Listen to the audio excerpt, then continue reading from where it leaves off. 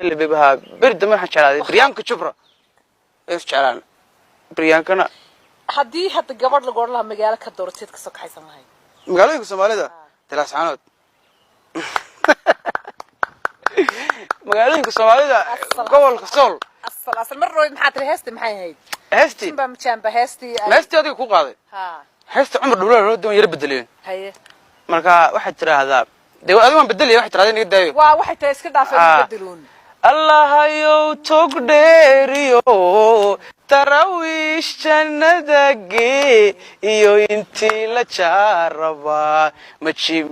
مجامبا ما يغلبا جعيلكيو وكل لا جاريا هي انت صدق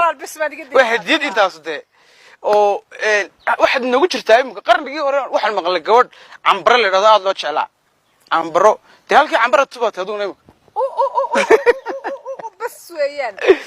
bas cambaro tubaad noo tahay anigu wadaan nahay reer Burco ama reer Hargeysa ama reer Somaliland waxa tahay shakhsiga aan ugu jecelahay dadka hadii waliba ku arki lahayn wad ka dhuumatay igla saalax dadkaygu aad bay jeceliin way ku xidhan yihiin in gabadh akhlaaq leh oo kaftan badan oo Soomaalidu dhan jecel yihiin oo aan dadkuna waxay isku nacaan Soomaalidu waxay nicibin laba shay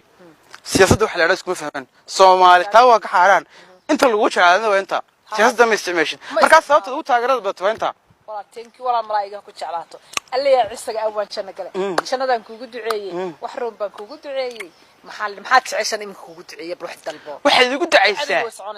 inan daraawiisho cambaro kale igu duceey may waa in gabadh lagu siiyo gobolka Sool gabadha ugu quruxda badan waa in lagu siiyo weeyda ka fadhiyay lagu siinaya gabadha isku dari maayo inaan anigu xusheeyo inay raa gabadh siiye iyagu ba ka sugayay labadaas oo qalad ah haddaan ila waliba tahay siiye ma ogtay lama qabto taas waa lina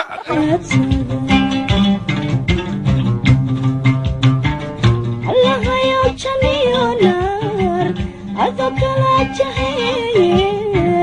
أنا جتشوق